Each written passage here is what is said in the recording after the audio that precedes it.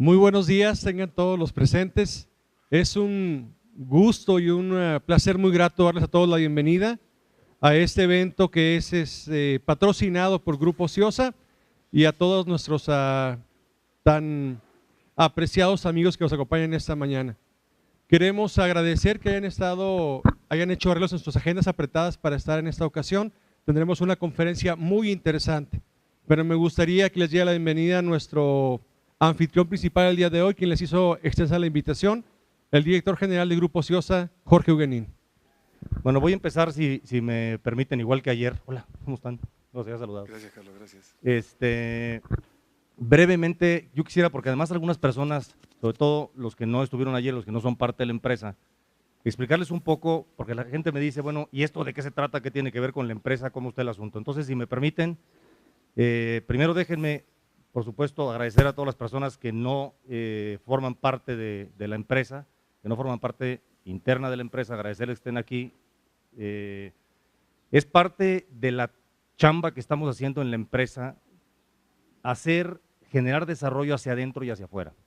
Ayer decía, perdón para los que ya lo oyeron, lo voy a repetir brevemente, que en este concepto de armar empresas, que yo les llamo empresas de 4 patas, una empresa tradicional yo la veo como un banco de 3 patas, es decir, atiende alguna necesidad de mercado, algo vendo, un producto o un servicio, esa es la pata 1. La pata 2 es, para poder vender lo que vendo, tengo que generar empleos, me tiene que ayudar alguien, porque típicamente no lo puedo hacer solo, y ahora que genero empleos, pago impuestos. Entonces, y aquí están algunos de mis consejeros que me han oído decirlo y de repente quejarme del tema. Los países en desarrollo, normalmente las empresas hacemos ese tipo de cosas mal y tarde, es decir, sí vendo lo que vendo, ofrezco lo que ofrezco, genero empleos, los pago lo más barato que puedo y pago impuestos, pero pago lo menos que se pueda. Entonces, no cumplimos con esta obligación social que tienen las empresas como entidades sociales de hacer las cosas bien y a tiempo, no mal y tarde. Entonces, la chamba que estamos haciendo en CIOSA es poner ejemplo, porque también yo nunca he estado de acuerdo con las personas o organizaciones que de todo se quejan pero no hacen nada, ¿no? Entonces, estamos en todos los sentidos intentando ser un modelo de organización. Ahora que en diciembre del 2012 nos subimos al sistema bursátil, lo comentaba con la gente de la bolsa, les dije, es muy importante que utilicemos el modelo CIOSA, la empresa como tal, para ser ejemplo en otras organizaciones y sobre todo realmente inspirar a otros empresarios a que se suban a armar empresas sólidas, bien armadas, bien manejadas, profesional y cumpliendo. Entonces, lo que estamos haciendo en este foro es la 4ª pata, que es generar desarrollo. Entonces, cumplimos con la expectativa de un mercado de la mejor forma que podemos, generamos empleos, estos empleos tienen toda una condición en CIOSA, que tienen que estar no nada más remunerados en lo que vale en el mercado mejor, sino también obtener cosas que no necesariamente es cobrar el viernes, que es la parte del desarrollo. Y evidentemente pagamos impuestos. En CIOSA no hay planeación fiscal, nunca la ha habido y nunca la habrá, se pagan los impuestos que deben pagarse en este ánimo de cumplir, primero yo y luego los demás. Ayer decíamos, yo no puedo creer, por ejemplo, que un empresario, que una empresa diga, oye, no me robes la mercancía de las tiendas, pero yo sí me robo los impuestos. O sea, yo sí no pago impuestos, pero yo no quiero que nadie me robe. Es esta parte de congruencia que nos parece elemental en cualquier organización. Entonces, la 4ª pata, que es el desarrollo, lo debemos generar hacia adentro y hacia afuera, hacia nuestros colaboradores, pero también hacia el entorno de la organización. Consejeros, banqueros, clientes, proveedores, etcétera, etcétera, etcétera. Entonces, básicamente lo que estamos haciendo acá es eso, tratar de compartir lo que se vive adentro de la organización. Entonces, para tal efecto, si me lo permiten, quiero presentar muy brevemente a Roberto, que algunos de ustedes ya lo conocen, ya lo han oído. Roberto me hizo el favor de aceptar el título de padrino de un esfuerzo que estamos iniciando pues en febrero, ¿verdad, Roberto? En el evento anual de la empresa. Un esfuerzo que tiene que ver precisamente con este trabajo de generar desarrollo hacia adentro. ¿Cómo hacemos que cada persona que trabaja en la organización trabaje en buscar la mejor versión de sí mismo?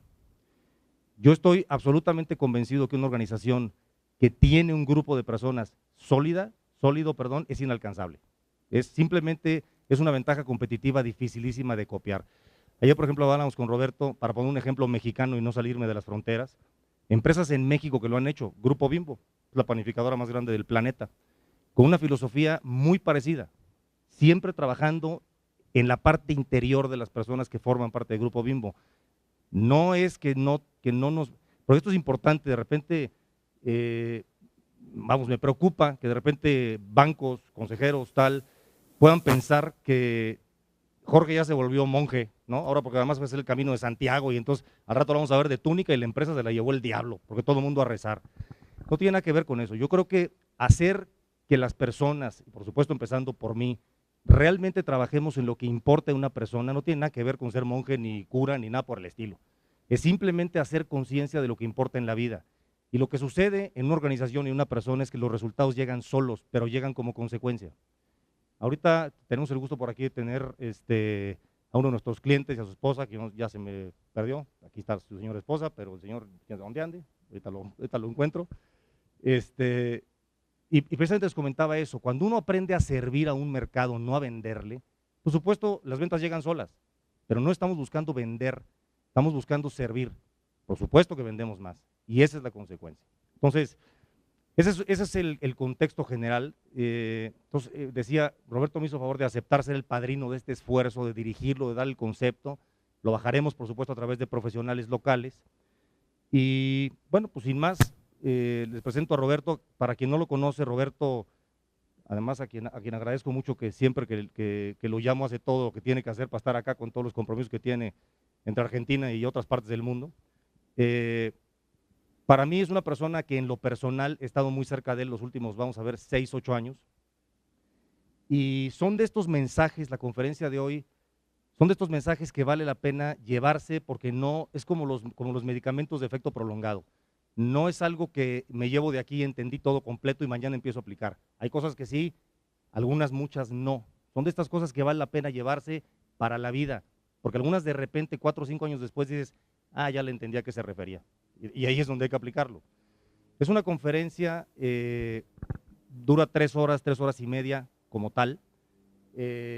Habrá un coffee break en medio. Yo les pido concentración y la pido porque a mí me cuesta trabajo la concentración y de repente León cree que todos son de su condición. Vale la pena estar concentrado. Les pido que el tema coffee break y tal lo dejemos para el break. El baño, me pidió Lorena que lo dijera, acá está, allá abajo de las piedritas. Tratemos de estar lo más concentrados posibles, vale la pena, ¿no? Roberto, por supuesto, acepta cualquier tipo de pregunta en cualquier momento, porque aquí lo que importa es entenderlo de fondo, ¿no? Entonces, bueno, Roberto, vamos, voy a muy rápido, Roberto, si me lo permite, que sé que no te encanta, pero en términos muy rápidos lo presento. Roberto es ex sacerdote, abogado, filósofo, teólogo, tiene una maestría en religiones comparadas, en fin, ya le puedo seguir. Pero en realidad es una persona que se ha dedicado muchos años a estudiar el proceso de la vida desde un punto de vista muy espiritual. Esa es la formación de Roberto. Entonces, además yo debo decir que últimamente, después de que lo puedo calificar por los últimos 10 años, lo he visto más iluminado que nunca. Acabo de hacer el Camino de Santiago con Gaby hace un mes, con Roberto, y fue una experiencia maravillosa. Entonces, pues sin más, lo dejo con ustedes. Otra vez muchas gracias a todos por estar aquí y bueno, ya nos despedimos al ratito. Bueno, buen día de nuevo a todos, ¿sí? Bueno, vamos a entrar en una especie de túnel de tiempo. O sea, con todo mi cariño les voy a pedir que todos los temas que tenemos de la familia y que tenemos detrás, todo lo que vamos a hacer después, en la cabeza se suspenda. Necesito todas las neuronas de ustedes en el tiempo que estamos aquí. Les voy a volcar una reflexión, que es una de mis primeras conferencias que di, que tiene que ver con justamente entender al ser humano en toda su vida. De modo que nos vamos a ver cada uno a nosotros mismos en el momento que estamos viviendo, pero también vamos a ver a nuestros hijos, que eso es la parte que me voy a detener de manera más fuerte para tratar de ver cómo educar a los chicos a partir de todo este conocimiento y de ver a nuestros padres y a nuestros abuelos, los que los tienen. Es decir, tratar de entender el comportamiento humano desde el nacimiento hasta el fin de la vida. Se dan cuenta que es un panorama muy amplio. Todo lo que les voy a volcar no está en un libro. Es decir, sí, lo escribí el libro en Argentina y tengo la esperanza de que en México llegue aquí también a editarse, porque aparte siento que aquí va a tener una gran multiplicación. Pero este tipo de este material de los miedos en las etapas de la vida lo extraje a través del contacto con abuelos mayas, con gentes de la sabiduría andina, con las tradiciones de Oriente y de los pueblos indígenas de mi patria, de todo lo que pude estudiar de antropología, y de todo eso armé lo que les voy a traer ahora. Por eso lo que más deseo es que ustedes lo puedan multiplicar en casas de familia, a los hermanos, a primos, que se expanda. De hecho, la señora Paola, que está atrás allí, ella trajo material mío para que si quieren tener material después, para poder comprar y poder tener, creo que está la conferencia esta, y si no, ella les va a dar información. Pero la idea es que esto no termine acá. O sea, yo voy a darles todo lo que está dentro mío, pero les invito, por favor, a que lo multipliquemos. Si hay aquí alguna docente, si hay alguien que tenga conocimientos de temas de psicología mínimos y demás, sobre todo les pido que traslademos a ese ámbito educativo de jóvenes esta tarea. O sea, no solamente como padres, no solamente como personas. Y uno diría, Roberto, como decía Jorge recién, estamos aquí convocados por una organización económica. O sea, ¿cómo? No entiendo. Es que tenemos que llegar a darnos cuenta, lo vengo diciendo, lo dije ayer, que somos personas, pero tengo que entender las etapas de mi vida y los miedos que tengo que enfrentar para poder yo ser mejor. Y si yo puedo entender las etapas de la vida a partir de todas estas culturas comparadas del mundo entero, y si puedo darme cuenta de mi responsabilidad de cambiar lo que tengo que cambiar, es evidente que en la actividad que yo realice la voy a hacer mejor. Nadie es mejor trabajador, empleado, empresario, que lo que es como persona. Entonces, tenemos que trabajar sobre nosotros. Y por eso, en mis visitas periódicas, este tipo de conferencias intenta, a darle al sonido, intenta tratar de que poderle algunos pilares sobre los cuales conocernos mejor y trabajar sobre nosotros. Entonces, con esto dicho, les pido de nuevo toda la atención. Vamos a estar un tiempo prolongado, va a haber un break para que tengamos el momento de parar un poco y continuar. Y por supuesto, cuando ya llegue el momento del break o al comenzar la que viene, de lo que yo haya dicho, que haya preguntas o sea importante aclarar, por supuesto, cualquier respuesta mejor, porque no es fácil hablar de este tema de forma muy rápida, tengo que ir despacito. Y cualquier duda que pueda llegar a ver me lo dicen, ¿sí? Entonces tomo aire y me encuentro aquí. Muy bien. Lo primero que les comparto es que cualquier persona que estudia antropología comparada, que estudia culturas comparadas, siempre uno lo que más pretende es estudiar, digamos, las cosas importantes, su vínculo con Dios, con la naturaleza, entre las personas. Generalmente cuando uno estudia antropología, estudia las claves de ese comportamiento de cada cultura. Pero de pronto, estudiando siempre estas culturas, me encontraba con un factor común, el tema de los miedos. Más aún, el tema de los miedos me aparecía constantemente y me parecía que era un tema psicológico. Y no entendía por qué la tremenda importancia que le daban. Buen día a las dos, buen día Sandra, buen día. Sí. ¿Por qué le daban tanta importancia el tema de los miedos en las culturas? Y me di cuenta que en todas las culturas del planeta Tierra, en los momentos de iniciación, siempre los que tenían a su cargo sacerdotes, chamanes, gurúes, los que tenían a su cargo la formación de las personas, en los momentos de ciclos de iniciación, de pasar de la niñez a la adolescencia, de la adolescencia a la juventud, a la adultez, siempre, los trabajos de iniciación se hacían donde la persona se tenía que ganarse a sí misma.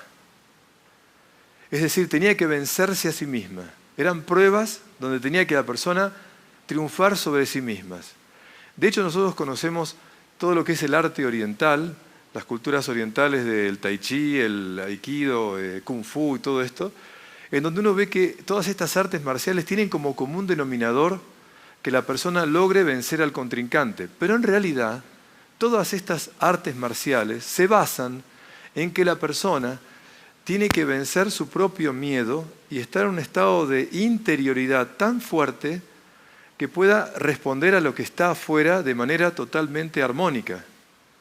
Es decir, en las pruebas de iniciación, el trabajo es con el propio miedo, con los propios miedos. Si uno gobierna sus propios miedos, tiene el estado que tiene que tener para enfrentar cualquier situación exterior. Y esto que digo de las artes marciales, ¿por qué la hacían los rituales de iniciación? Porque una persona se conquista a sí misma cuando gobierna sus miedos. Chan, chan. Una persona se conquista a sí misma cuando gobierna sus miedos. Y esto no vale para temas espirituales solamente. Vale para la vida. Cualquier deportista que tiene miedo cuando va a jugar no tiene una respuesta natural, una libertad de movimiento y una espontaneidad, porque está trabado por sus propios miedos. Un empresario que tiene que tomar una decisión, un director que tiene que tomar una decisión, si tiene miedos, la decisión la está tomando siempre condicionado por eso. Y muchas veces hay riesgos que asumir donde no tenés toda la seguridad. Si un empresario tiene miedo, si un deportista tiene miedo, si una madre o un padre tiene miedo de tomar una decisión con sus hijos, a la larga va a estar siempre trabada bajo esa condición que tiene. ¿Será que en todos los órdenes de la vida el factor común que impide que lleguemos a nuestra plenitud es el miedo? Los voy a sorprender. Lo opuesto al amor, uno dice es el odio. No, el odio es un estado emocional. Lo opuesto al amor es el miedo. Entonces ahora, atención, por favor, tienen para anotar, empiecen cuando quieran alguna frase que digo, porque voy a empezar a darles así pequeños pensamientos. Entonces, a ver, dije, lo opuesto al amor es el miedo. ¿Por qué? Vamos a definir el amor. ¿Qué es amar? Amar es querer el bien. Amar es buscar el bien. Platón, eso es Platón. Amar es querer el bien, buscar el bien. ¿Y qué es el bien en la filosofía griega? El bien es el desarrollo pleno de la persona o el desarrollo pleno de cualquier ser. El bien es eso.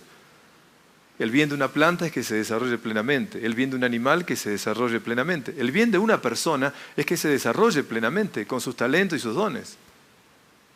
¿Qué es amar? Querer el desarrollo pleno de todos los seres.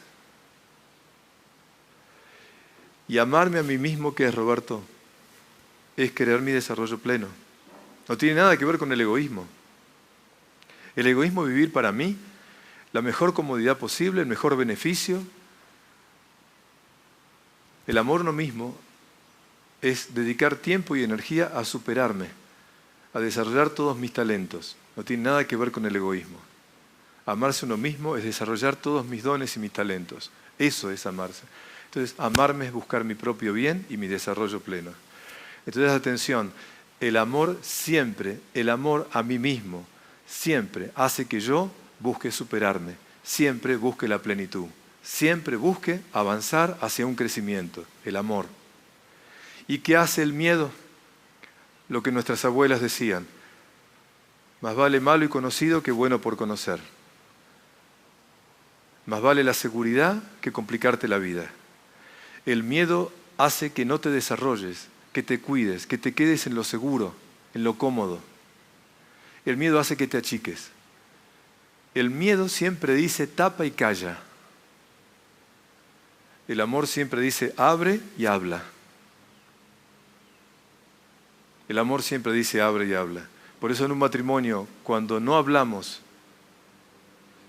y no abrimos lo que nos pasa, vamos directamente a esa muerte en ese matrimonio. Cuando el miedo empieza a conquistar nuestros vínculos, entonces no digo, no hago, me callo, empieza a enfermarse el vínculo. De hecho, tengo un pensamiento que dice así: la salud de la convivencia es directamente proporcional a la posibilidad de decir lo que nos pasa. La salud de la convivencia es directamente proporcional a la posibilidad de decir lo que nos pasa. en una familia, en una organización, si yo no puedo decir lo que me pasa porque me echan, porque se ofende, porque me manda al psicólogo, porque dice que estoy loca o estoy loco, si yo no digo lo que me pasa porque el otro lo va a rechazar o me va a rechazar, la convivencia se empieza a enfermar. Por miedo a lo que el otro haga, no hablo, no digo, la convivencia se enferma. Y cuando esto se empieza a hacer costumbre, la enfermedad es letal. Por eso el final de un matrimonio nunca es el día que se separan. Es el día en donde ya cada uno dejó de ser transparente. Donde ya por miedo a lo que pase, me callo. Por eso el miedo traba y es lo opuesto al amor. El amor siempre quiere la plenitud. El miedo quiere la seguridad. Y entonces, ahora sí, ¿por qué no somos mejores nosotros? Yo me incluyo para que nadie se sienta aparte. Porque por miedos no hacemos lo que tenemos que hacer. No nos lanzamos a la aventura de avanzar y de decidirnos a cosas nuevas. Nos quedamos en lo seguro. Estamos invitados siempre al mar y mucha gente termina siendo laguna. Entonces, en las culturas del planeta, la invitación a superar los miedos es para que la persona aprenda a conquistarse a sí misma y gane su libertad. Cuando la persona entonces decide desde su libertad, es que realmente está creciendo bien. Si la persona decide desde sus miedos, siempre va a cometer acciones u omisiones que a la larga nunca van a la mejor versión de uno. Cuando la decisión la haces desde el miedo, nunca vas a llegar a la mejor versión de ti mismo. Pero cuando la decisión la tomás desde tu libertad, decidiendo lo mejor, aunque haya riesgos y sea difícil, ese camino, a veces los resultados no son como uno quiere, pero por ese camino siempre vas a ir a la mejor versión de ti. Entonces, lo que nos tiene atrapados en la vida son los miedos. Y detrás, atención ahora, detrás de cualquier conducta reprochable, desde un niño hasta un adulto mayor, cualquier acción de conducta reprochable, detrás de eso siempre hay un miedo. Por miedo al que dirán, dije esto o no hice aquello o lo otro. Por miedo a lo que pueda pasar, hice esto, hice lo otro. Siempre las conductas que uno tiene debajo, cuando son reprochables, o sea, no son buenas, están detrás escondido el miedo. Nosotros nos acostumbramos como papás cuando un chico comete un error, ¿qué le decimos? ¿Por qué hiciste esto? Y los chicos no saben por qué lo hicieron. Si fuéramos buenos padres tendríamos que preguntarle, ¿qué miedo te impulsó a hacer esto? ¿El miedo a perder? ¿El miedo a sentirte de esta manera? ¿Qué miedo estuvo detrás de lo que hiciste? Acuérdense de lo que digo, porque es una clave educativa. ¿Qué miedo te impulsó a eso? ¿El miedo a que te faltara algo? ¿Te hizo que robaras? ¿El miedo a no ser como el otro? ¿Cuál es el miedo que estuvo detrás de escena en tu conducta irreprochable? Recuerden esto como clave educativa y sobre todo uno mismo. Cuando hagan algo que realmente o estén sintiendo el ánimo de hacer algo que no es bien, pregúntate, ¿lo hago desde mi libertad o lo hago desde el miedo? ¿Hay algún miedo que está en este momento detrás? Sí, entonces cuidado. Ahora bien, con lo que estoy diciendo parece que el miedo fuera malo. Primero, el miedo es constitutivo de nuestra condición humana. O sea que vivir sanamente no es no tener miedo, es reconocerlos. El arte de vivir pasa por reconocer cuáles son los miedos que me pueden tener atrapado, no tenerlos. De hecho, entonces, en Oriente, como les decía, en todo ese tema de artes marciales y en las iniciaciones, el secreto está en que uno descubra qué miedo me puede atrapar y ganarle. Y cuando uno tiene este estado de libertad interior, puede enfrentar la situación de otra manera. Pero si el miedo me atrapa, mi conducta, lo que sea de afuera, empieza a ganarme. Roberto, esto tiene que ver con toda la vida de un ser humano, toda la vida de un ser humano. El miedo es constitutivo de la condición humana. Por eso, amar a una persona no solamente es decirle te quiero todos los días, ¿tenés algún miedo en este momento de tu vida que te tenga atrapado? ¿Hay algún miedo? Ahora cuando yo diga todo esto, van a ver que después de aquí, Dios quiera, van a charlar entre ustedes y si hay transparencia, van a hablar. Entonces la pregunta, ¿el miedo es constitutivo? Sí. Pero entonces la pregunta, ¿es algo que tenemos que sacarnos o erradicarlos? No, tenemos que conocerlo y no tenemos que decidir desde el miedo. Es simple, no tengo que decidir desde ahí, tengo que decidir de mi libertad que busca, como les dije, la mejor versión de mí. Entonces la persona ha madurado bien. Entonces, voy a decirles una frase que es simple, pero es rica para entenderlo. ¿Cuál es el valor o el lugar del miedo en la vida? Atención. Vamos a tomar esta frase. El miedo es a la vida, o los miedos son a la vida, lo que el viento es al fuego. A ver, el miedo es a la vida lo que el viento es al fuego. A los que amamos los campamentos y tenemos fogones, sabemos muy bien que cuando el fuego es consistente, el viento lo anima y hay más luz y calor. Pero si el fuego es inconsistente, el viento lo apaga. El problema no está en el viento, está en la consistencia del fuego. Entonces, cuando una situación te produce miedo, lo que está probando es tu consistencia personal.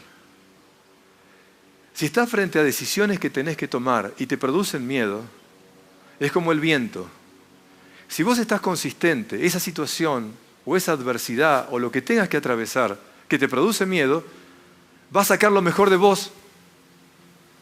Pero si lamentablemente no tenés consistencia personal, esa situación, ese riesgo, esa adversidad, lo que va a provocarte es miedo, te quedás atrapado y te achicás.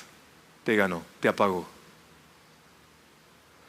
Hay muchas circunstancias de la vida donde el miedo se nos pone delante. Cambiar un trabajo, decidir casarse, decidir separarse, decidir muchas cosas en la vida relevantes, decidir cortar un vínculo o decidir enfrentar y decir perdón a una persona que me va a rechazar. ¿Cuántas situaciones? Y en todas ellas uno enfrenta el miedo. Decirle a la persona que es mi jefe lo que realmente pienso, sabiendo que eso corro riesgos. La transparencia es sinónimo de libertad. La transparencia es sinónimo de libertad.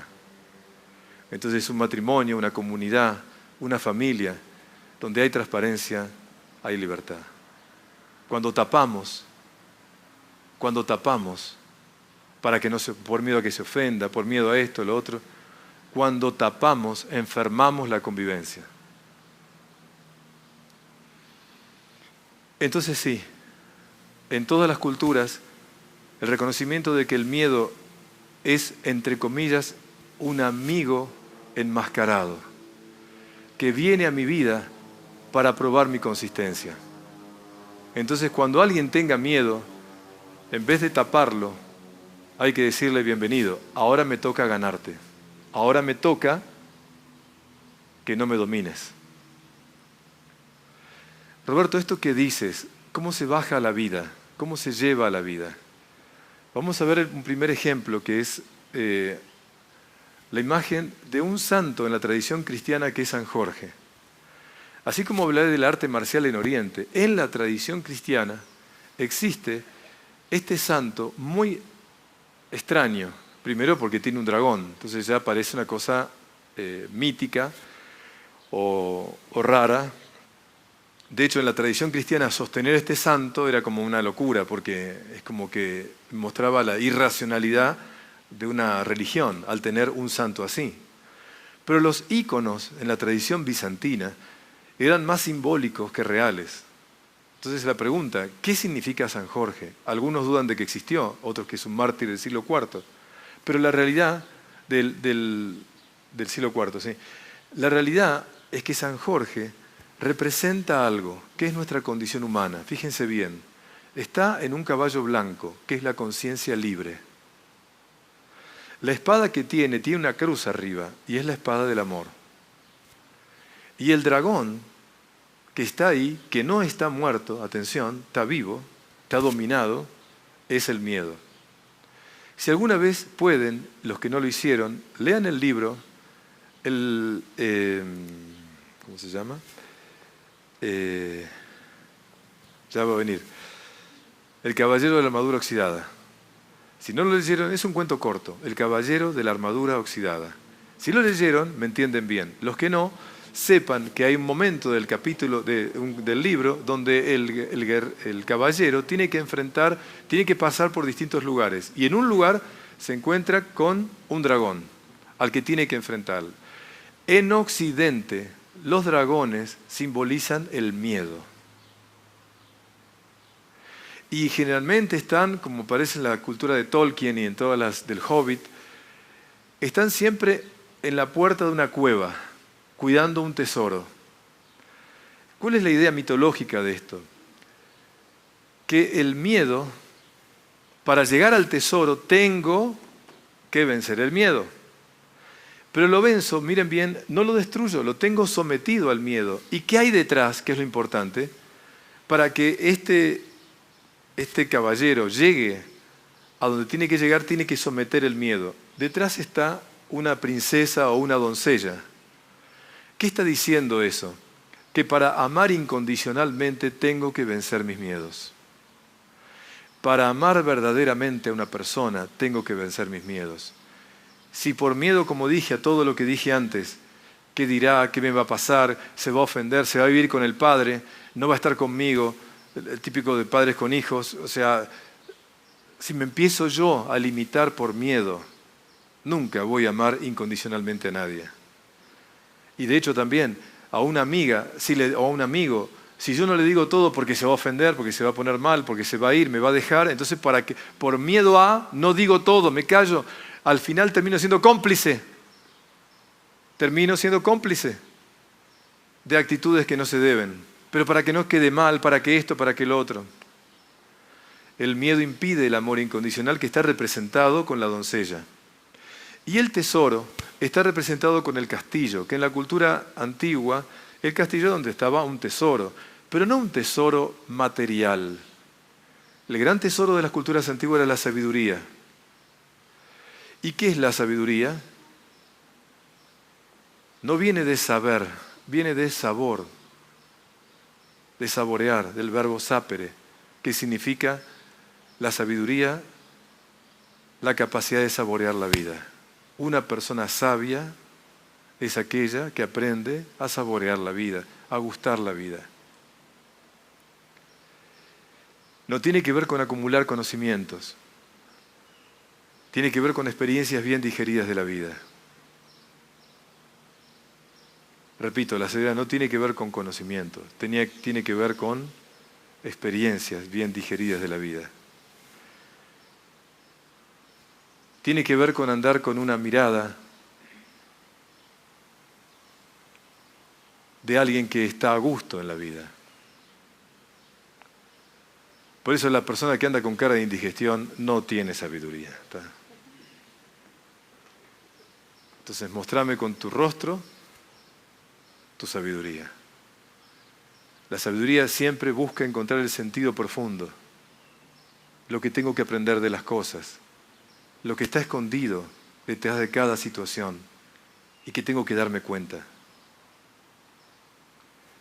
Y el sabio no tiene que ver con intelectualidad. Hay mujeres y hombres sabios de culturas antiguas, hermosas, de la tierra, que me enseñaron muchas más verdades que muchos libros de gente con títulos. La sabiduría es el arte de discernir lo que es esencial de lo que es accidental.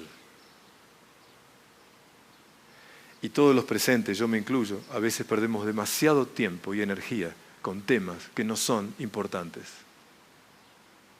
no son esenciales. Y lamentablemente por dedicarnos a eso, no le estamos dedicando el tiempo a lo importante, a lo valioso, a lo esencial. Entonces la sabiduría tiene que ver con el arte de discernir. La sabiduría tiene que ver con el arte de gustar la vida. Pero yo no puedo disfrutar la vida, gustar la vida, si estoy atrapado en los miedos. Si yo estoy atrapado en los miedos, me quedo, me callo, me guardo, me escondo. Empiezo a hacer chismes con este y con lo otro, empiezo a tapar, no soy transparente. En el texto del Génesis, cuando Dios, en el segundo capítulo, cuando Dios crea al hombre y la mujer, en el momento que los crea, ellos estaban, en el lenguaje mítico que tiene la Biblia, estaban en un jardín.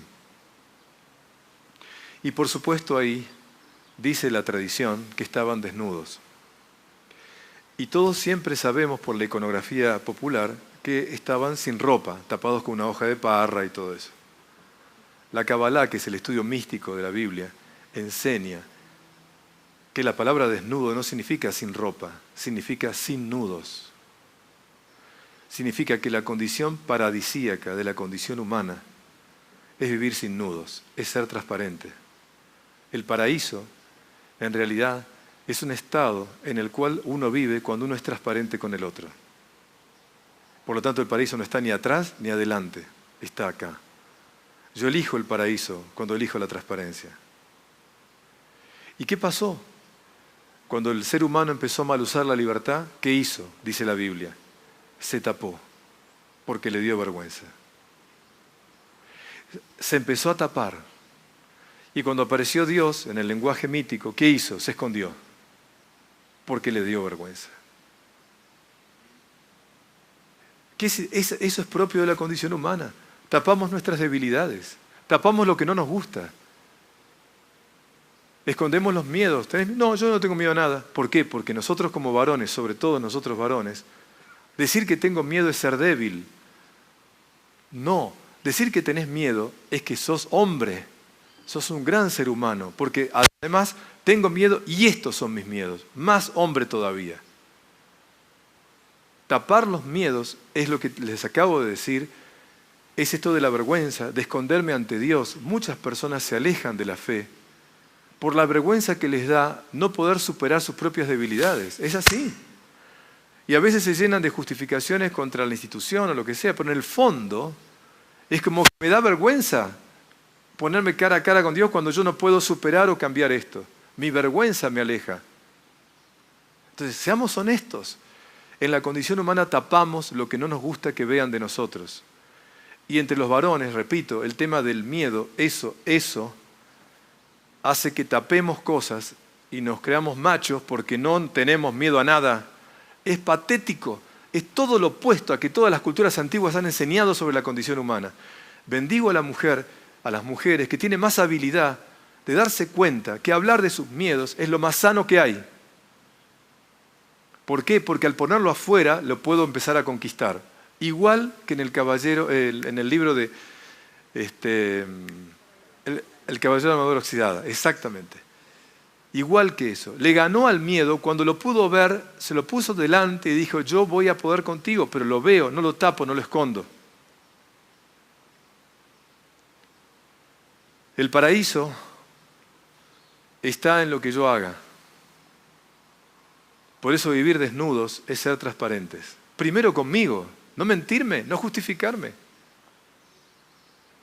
Les pido que tomen esta frase como clave, que dice así. Toma tu vida en tus manos. Toma tu vida en tus manos. Toma tu vida en tus manos. ¿Y qué sucede? ¿Y qué sucede? Algo terrible. Así, anótenlo. Toma tu vida en tus manos. ¿Y qué sucede? Algo terrible. Ya no hay nadie a quien culpar. Ya no hay nadie a quien culpar. No culpemos a la serpiente. Que Adán no culpe a Eva.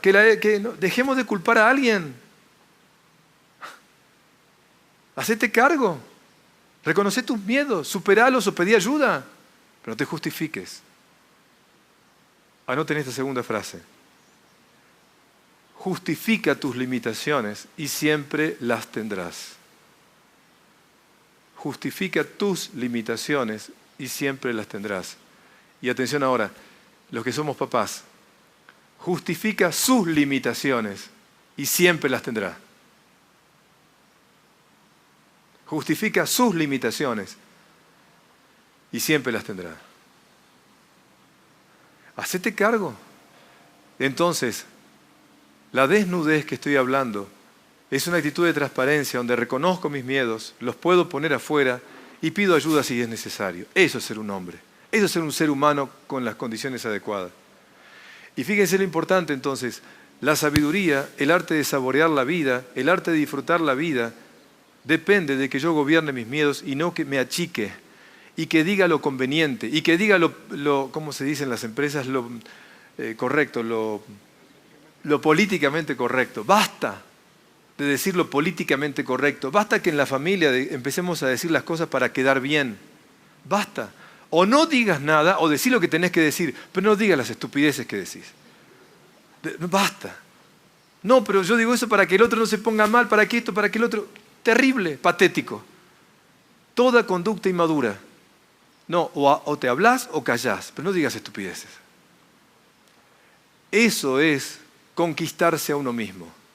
Y es trabajar con mis miedos. Es que yo no digo eso porque se va a ofender. Entonces no digas nada, no quedes bien con el otro. No hagas como sí. Decir, no voy con esto, hasta acá llego, bueno, ¿cuáles son las consecuencias? Eso es maduro. En la vida de familia, que también lo puedo decir en el ambiente organizacional, cuando se apaga el sentimiento, empieza el acostumbramiento. Y cuando se apaga el acostumbramiento, empieza el resentimiento. Chan, chan. Entonces basta. Si algo hay que encararlo, encarémoslo. No esperemos, bueno, si el otro no dice nada, si el otro no hace nada, toda actitud de inmadurez profunda en la vida personal, familiar y laboral. Entonces, ahora entendemos el icono de San Jorge. El amor y la sabiduría se conquistan cuando uno es libre internamente, cuando uno puede decir lo que piensa y siente. Y les doy un secreto final, antes de arrancar a lo concreto. Atención ahora, la gran libertad de un ser humano es cuando la persona realmente, desde su propia interioridad, libre, sin miedos, puede decir esta frase, atención, el otro hace, no me hace. Pónganlo en mayúscula, piénsenlo todo el día, escríbanlo, hagan un papelito y pónganlo en la heladera, ahí en el refrigerador, pónganlo ahí. El otro hace, no me hace. El otro no me hace nada. El otro es un tarado que está actuando así porque está hormonalmente alterado. No me hace a mí nada, a mí nadie me hace nada. Si yo digo que me hace es porque yo creo que me hace a mí, porque yo... Nada. Sé libre. ¿Cuál es el miedo? No, porque me está ofendiendo. ¿Qué? Yo no tengo miedo que nadie me ofenda. A mí nadie me ofende si el otro actúa mal. Nadie me agrede. El otro está agrediendo, pobrecito, está desalterado. Cuando tu hijo te grita, tenés un hijo normal, hormonalmente alterado, punto, listo. ¿Ya? No, me está gritando, no me lo merezco. ¿A qué tenés miedo? No, pero soy su madre, soy su padre. Nada de eso. Tenés un hijo hormonalmente alterado que tenés que ver cómo lo ayudás, porque está pobrecito mal. Pero me está gritando, no te grita vos, nadie te hace nada, vos te lo sentís que te lo hacen por el miedo a sentirte ofendido, por el miedo a que el otro entonces tenga poder sobre mí, por el miedo a que el otro crea que puede, nada, el otro no puede nada si vos estás libre. Si nosotros no gobernamos nuestros miedos, vamos a estar atados permanentemente a lo que el otro diga o hace. Porque siempre me tengo miedo a que el otro me diga algo, que el otro haga algo, que el otro esto, No, yo no tengo miedo a nada, que el otro haga lo que se le cante. Si habla mal de mí es un problema de él. Acuérdense siempre, lo que Juan dice de Pedro habla más de Juan que de Pedro. No se olviden eso.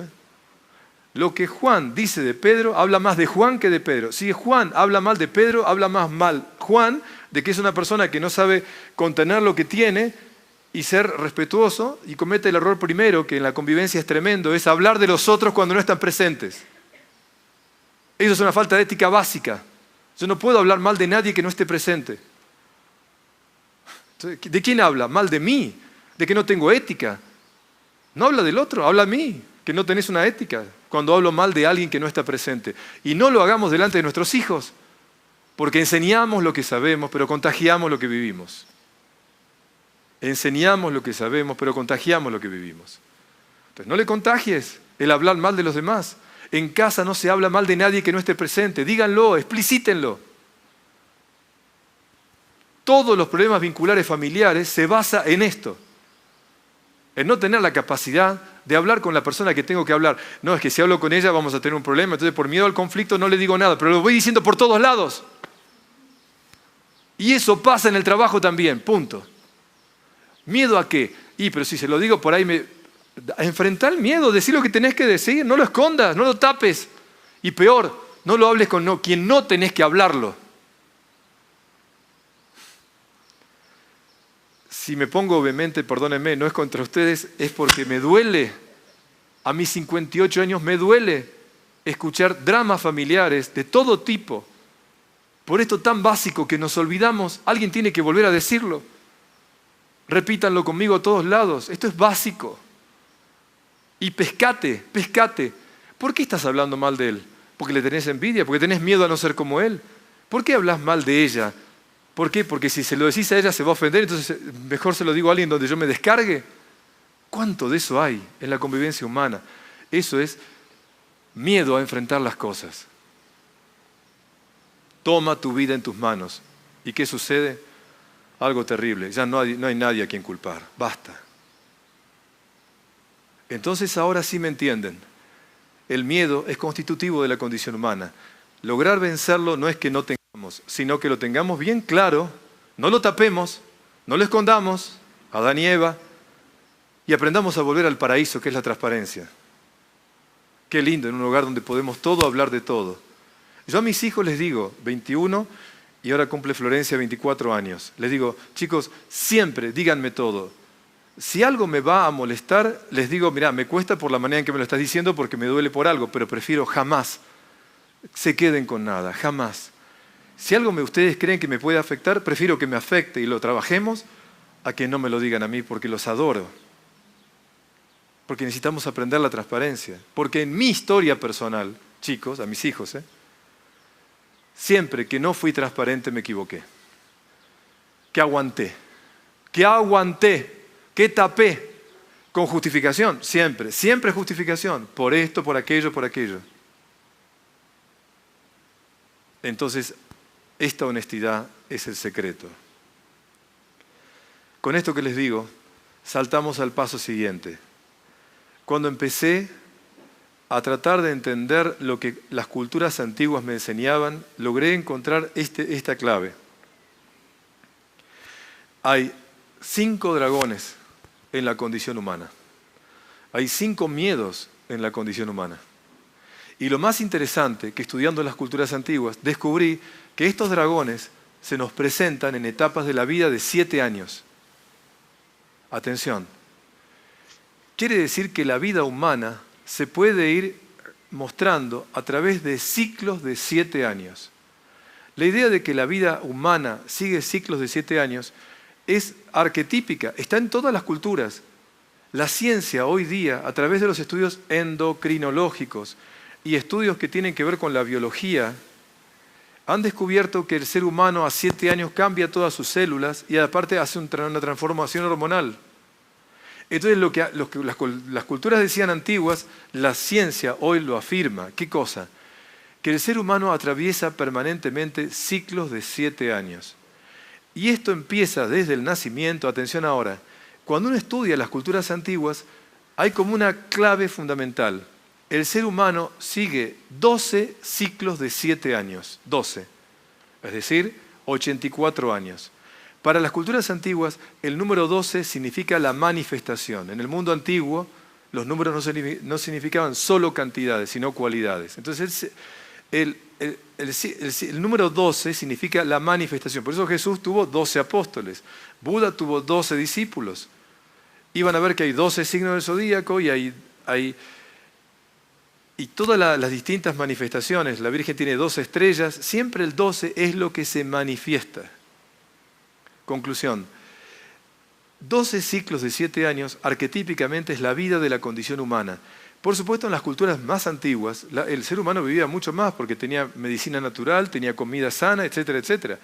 Pero ese era el periodo clave. A partir de los 84 años, las personas pasaban a pertenecer al Consejo de Ancianos, que era el órgano de consulta más importante de la comunidad, de las tribus indígenas y de todo. Y esos hombres y mujeres lo único que hacían era jugar con los niños. Jugaban con los niños y les contaban cuentos.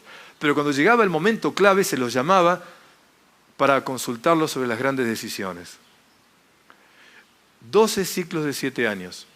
Por supuesto, si yo coloco aquí el comienzo y allá, a los 84, el momento más importante, atención, en la vida de un ser humano son los 42 años.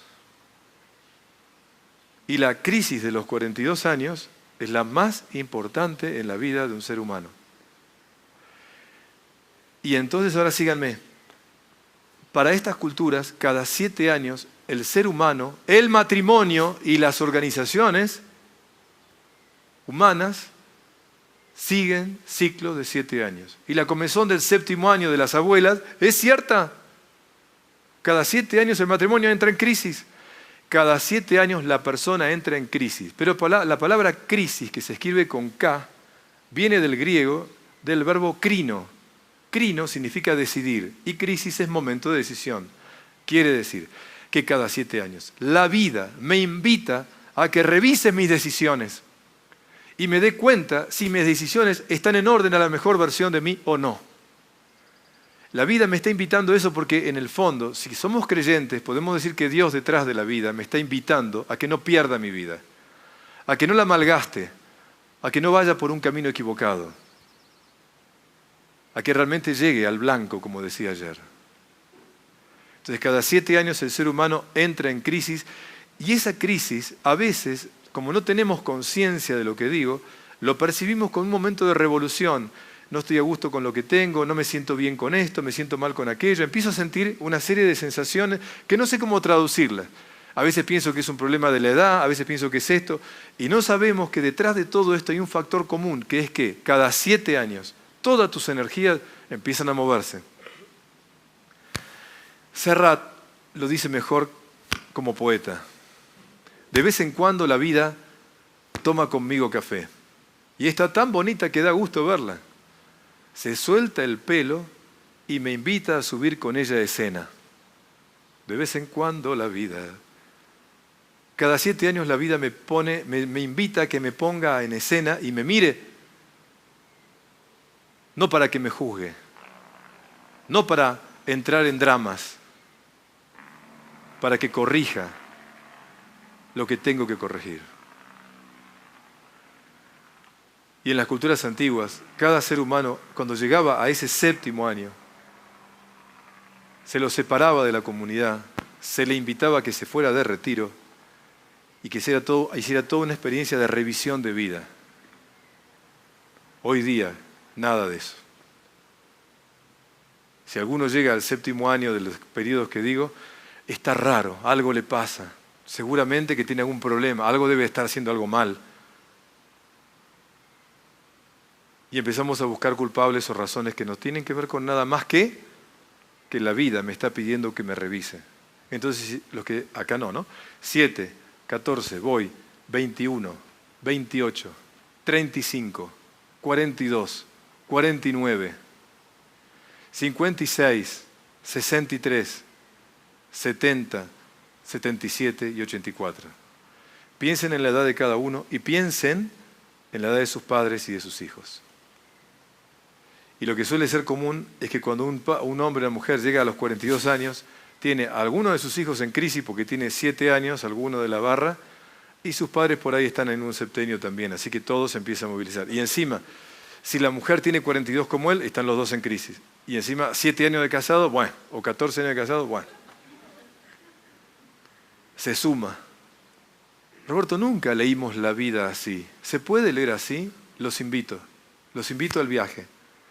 Vamos a empezar a entender el secreto de los 7 años en la vida. Y sepan esto, en ese periodo de 7 años hay un miedo constitutivo de ese periodo que está detrás de escena en mi vida. Ahora te lo digo esto, se cierra y te lo doy. Detrás de escena, ese miedo está en la vida. ¿Qué significa? Que si yo ahora yo sé que con la edad que tengo, detrás está ese miedo, los invito a que revisen ustedes su propia vida y dense cuenta que a veces muchas decisiones y elecciones, no conscientemente, las hemos hecho a partir de ese miedo que está detrás. Ya voy a dar ejemplos, Pero entonces, Roberto, si yo reconozco cuál es el dragón en esta etapa de mi vida, ¿es que puedo vivir más libremente? Sí. ¿Pero conocerlo suficiente? No. Pero conocerlo es desenmascararlo y darme cuenta de que a veces creo yo decidir las cosas de un lugar y no me estoy dando cuenta que ese miedo constitutivo de mi edad es el que en definitiva está detrás de escena. Entonces cuando digo, no, esto lo estoy decidiendo por este miedo. Y a partir de ahí puedo revisar mis decisiones. Entonces, ahora sí, antes de darte la palabra, atención ahora, miren esto. Los 5 dragones en la vida los vamos a tener hasta los 42 años. Y miren ahora, en la segunda parte de la vida se produce este movimiento así. Se espejan los 5 miedos.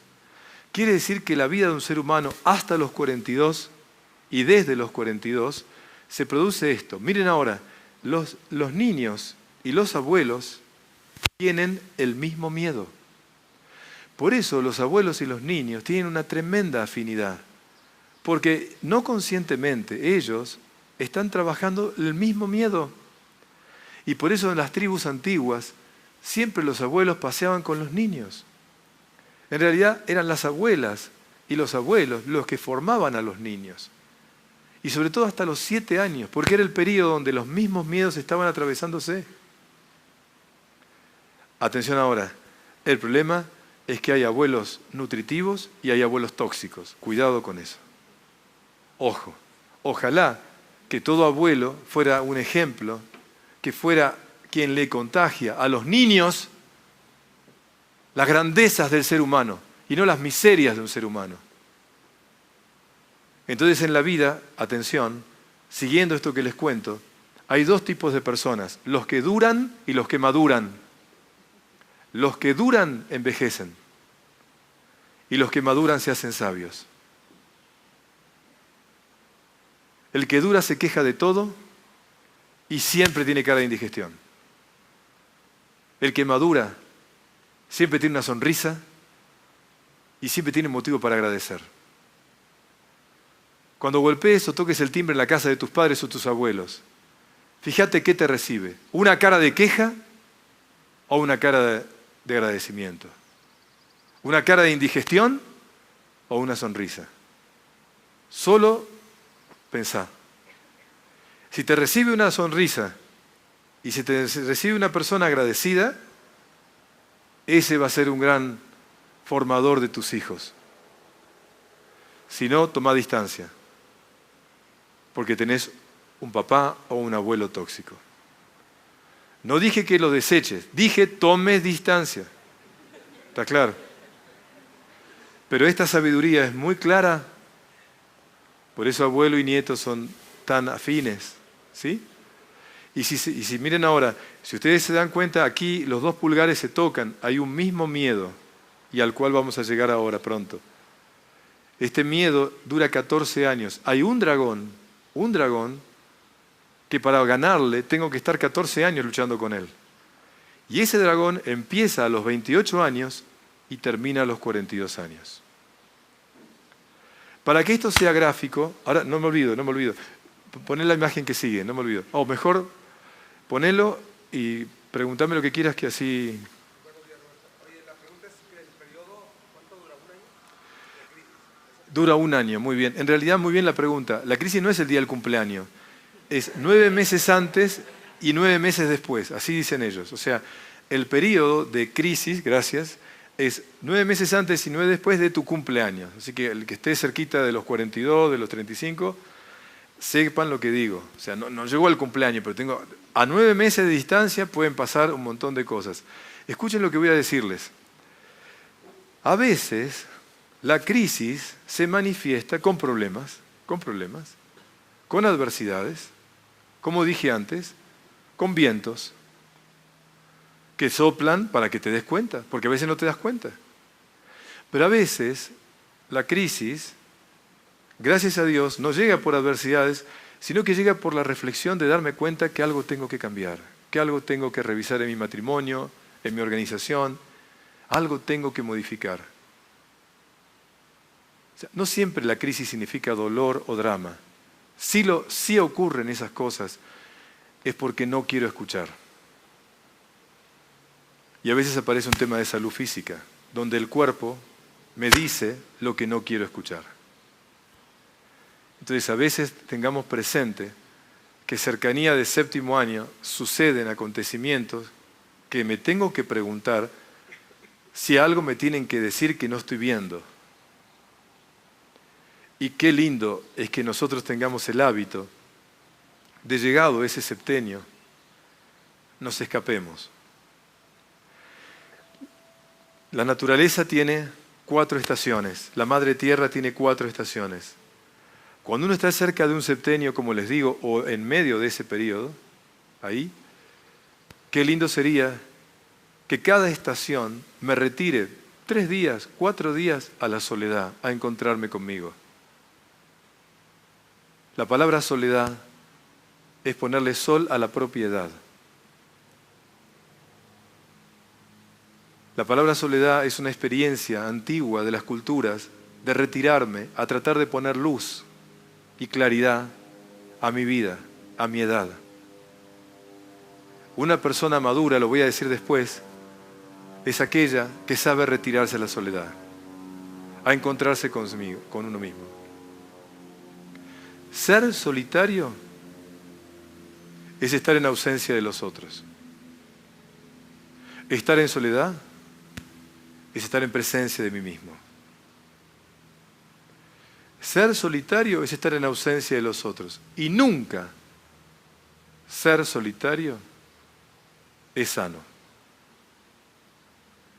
Pero estar en soledad indica gran madurez. Gran madurez. Llegado a los septenios, qué bueno es retirarse a la soledad. Y en la madre tierra, que cada estación me retire. Y si uno hiciera ciertos hábitos, qué bueno sería. Qué bueno sería que todos los años hagamos esas escapadas al silencio, a la soledad. A veces caminando o a veces estando.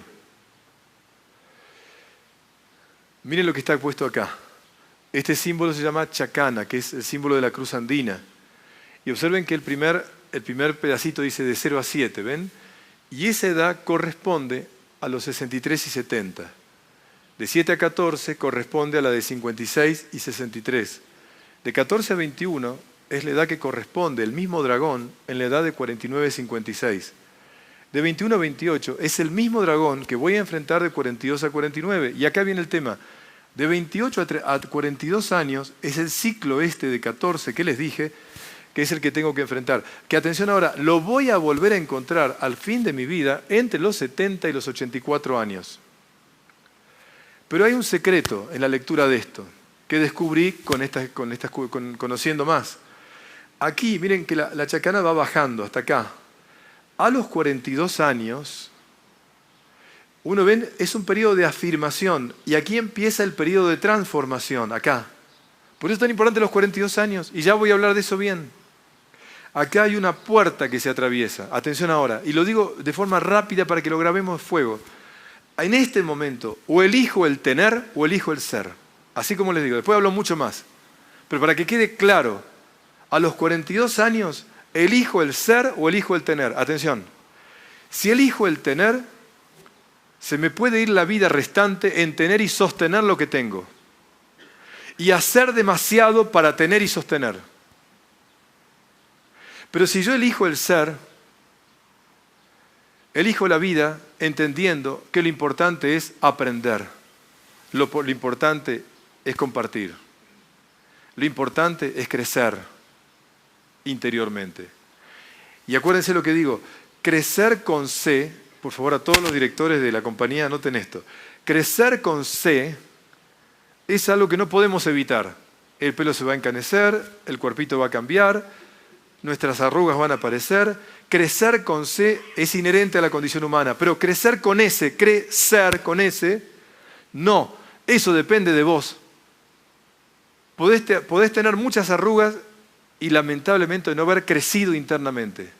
En cambio, hay personas que han crecido físicamente, pero han puesto atención y dedicación a crecer, a trabajar su ser.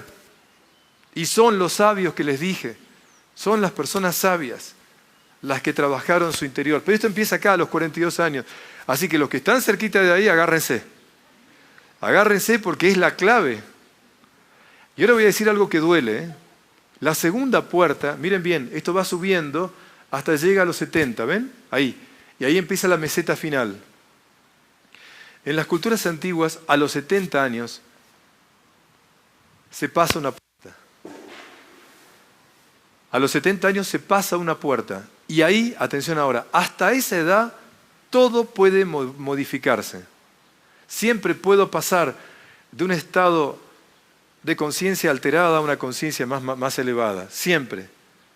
Pero a los 70 años, dicen las culturas antiguas, que la persona pasa a ser o una persona vieja o una persona sabia.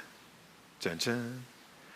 Pasa a ser un lastre en la vida de los demás o pasa a ser un faro en la vida de los demás. Y si tu padre o tu madre o tu abuela es un lastre en tu vida, por eso la Biblia dice honrar padre y madre, no dice amar padre, dice honrar padre y madre. Dale todo lo que se debe y todo lo que se merece por el don de la vida que te dio, pero no vivas dependiente y no vivas con una expectativa falsa de creer que va a cambiar porque ella o él decidió ser una persona vieja. Entonces, no vivas, como suelo escuchar tantas veces, personas atrapadas en personas que son viejas y no saben ponerle límites. Ya vamos a hablar cuando avancemos. Pero si ese abuelo, ese abuelo, ese padre, esa madre es un faro en tu vida, tenés la obligación de acercarte a él o a ella y aprovechar todo lo que puedas para que te ayude a discernir la vida, para que te ayude a que sepas siempre qué es lo esencial y qué es lo accidental. Entonces, hasta los 70 tenemos posibilidades. Entonces, yo sé que duele lo que digo, porque en mi caso personal, con cierto dolor, mis papás y dos de mis abuelos, lamentablemente, llegaron a esa puerta, pasaron la puerta y envejecieron.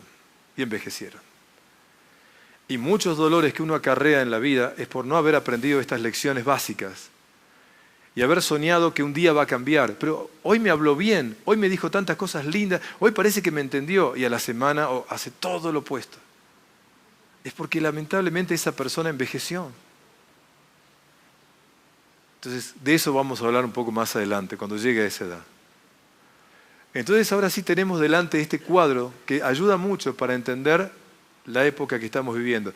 ¿Quiere decir, Roberto, que en la vida, la vida, me da la alternativa de en una segunda parte corregir lo que no hice en la primera? Más aún, ¿será que en la primera parte, si hice las cosas adecuadamente y paso esta puerta, la segunda parte es mejor? Pero ¿será que si llego a la puerta de los 42 con vicios, debilidades, miedos tapados, apariencias, ¿será que si no supero lo que tengo que superar, será que cuando a los que ya los he visto que están presentes, uno ve el enneagrama, se da cuenta de lo que tiene que trabajar y no hace nada?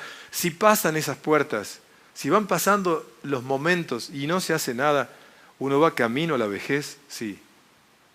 Y va a ser un abuelo tóxico o un abuelo nutritivo. Las culturas antiguas les interesaba que en sus comunidades hubiera faros, no lastres. E increíblemente, en las culturas antiguas, el paso del tiempo también era el paso hacia la sabiduría.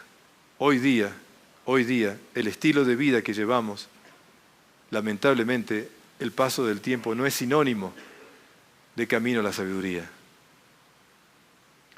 Y por eso, ahora que entendimos esto, hay una segunda parte, como les digo, en la vida donde puedo corregir, mejorar y superarme.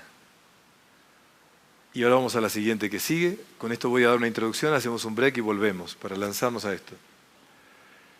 Voy ahora a mostrarles, ustedes tienen el gráfico delante, voy a mostrarles cómo vamos a mirar cada etapa de la vida. Y para eso primero, por supuesto, la edad. ¿Y cuál es el dragón? ¿Cuál es el dragón propio? Ahora te doy la palabra, Ahora vamos a ver cuál es el dragón, qué es el miedo de esa etapa de la vida. Obviamente en las edades menores es muy importante nosotros como formadores que tengamos en cuenta cuál es el dragón, porque los niños enfrentan eso y nos tienen a nosotros como aliados para ayudarlos. Entonces la pregunta es, ¿cuál es la actitud que nosotros tenemos que darles a ellos para que puedan madurar bien y vencer al dragón? Sobre todo en la infancia. Porque después la actitud que va a llegar a partir de la adolescencia es la actitud que uno tiene que tomar a partir de los 21 años. Pero hasta esa etapa, a mí me corresponde acompañarlo en ayudar a que aprenda a que ese dragón no lo domine. Entonces, ¿cuál es la actitud que yo debo tener con ellos? Otro secreto. Hay 5 elementos. Y todo Oriente y las culturas de la Tierra, la Madre Tierra es también una formadora. Y los elementos de la Madre Tierra, en cada etapa de la vida, son importantes tener contacto porque ese elemento me ayuda a trabajar mis miedos. Entonces vamos a ver qué elemento corresponde a cada etapa de la vida. El nivel de conciencia. Como les dije, el miedo que hay en cada etapa me obliga a que yo trabaje sobre mí mismo. Entonces la pregunta es, ¿cuál es el nivel de conciencia que debo tener en esa etapa si le gano al miedo? Si yo le gano al miedo, el nivel de conciencia que voy a tener es 1. Si el miedo me gana, no voy a llegar a tener ese nivel de conciencia con las consecuencias. ¿Cuáles? Si en una etapa no hago lo adecuado, obviamente que eso va para la siguiente. Ahora, increíblemente, hasta los 21 años, los que teníamos que ser los formadores, si no supimos ayudarlos bien, probablemente lleven en ellos, en su mochila de la vida, cosas que no están bien resueltas y que les tocará resolver. Por eso todas las terapeutas, ¿qué hacen? Ayudan a trabajar lo que en un momento dado debió haber sido trabajado. Pero nadie nos enseñó el mapa de la vida, ni que hay un miedo detrás de cada etapa. Y entonces ahora sí, ¿cuál es el nivel de conciencia? Y en la Ayurveda, en toda la antigüedad de la India, enseñan que tenemos 5 sentidos y que los 5 sentidos también tienen que trabajarse en cada etapa de la vida porque es el secreto o la llave para que la persona madure bien. Con esta presentación los dejo con la intriga. Bueno, abríguense, vayan a tomar algo y los espero aquí en 10 minutos, por favor, 10 minutos. Gracias.